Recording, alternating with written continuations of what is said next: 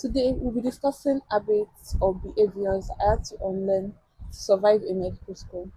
Hi, my name is Toke. I'm a fourth year medical student, and you're welcome to my channel. Many or most medical students were top students or above average students when they were in primary or secondary school. That's just how it is. And it can be very disorienting if you've tied all your self worth to getting good grades or getting good scores. Because medical school is unpredictable. You could have been a top student when you were in secondary school, and in medical school, you are barely passing, you're struggling to pass, or you're not even passing at all. So, for my academic validation babies, try to find another form of validation. Don't tie your worth to your med school grade. And this is just because the courses are tough. It's tough. The workload is enormous. It's understandable. Don't tie your self-worth to your grades. When I was in secondary school, I hated physics. I really hated physics. I loved biology and chemistry. I loved them so much, but I hated physics. For some reason, physics just didn't make sense to me, and I did try to change that. I wasn't failing physics. I was doing just well enough to pass. Or I think I was probably even getting A's in physics, but I was just doing what I needed to do to pass each exam. I didn't understand the concepts well. I didn't understand physics as a whole well at all. When it was time for WAEC, I remember it was like a month or 3 weeks to WAEC. I went to my mom and I told her, Mommy, I'm going to fail physics in WAEC if I don't do something about it fast. Because I had been reading for school exams that you can kind of predict, like, okay, this is what we did this, then if I just read this, I should be able to pass. But I didn't understand like the concept as a whole. 3 weeks to my work, I got a lesson teacher for just physics, intensive physics lessons, and I finally started understanding the concept, and I passed my exams. So, what is the moral of the story? Speak up when you need help. That's a behavior I have to unlearn. Speak up when you need help. Ask your classmates, ask your lecturers, ask seniors, anybody. Start doing lesson if it comes to that.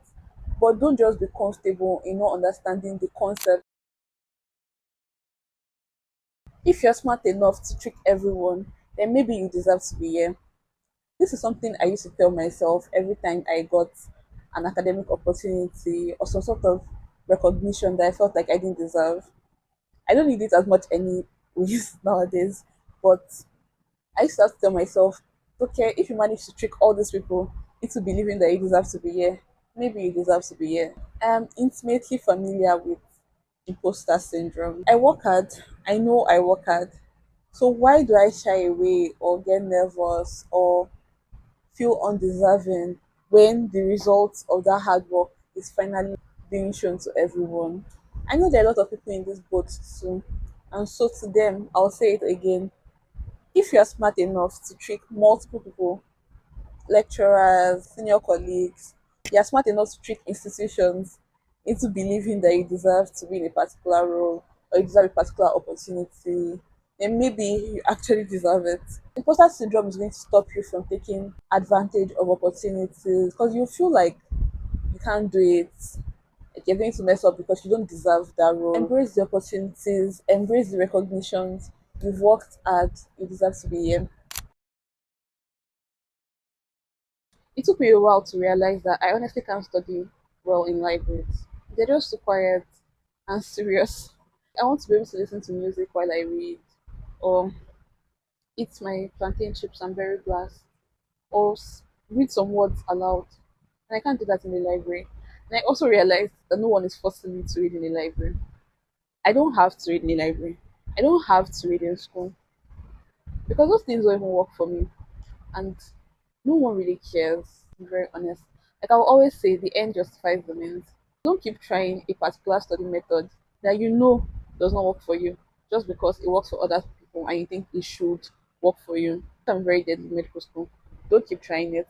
Find something that works for you in particular and do that. If it doesn't work for you, you can leave it. Study however you want and switch things up if you're not getting your desired results.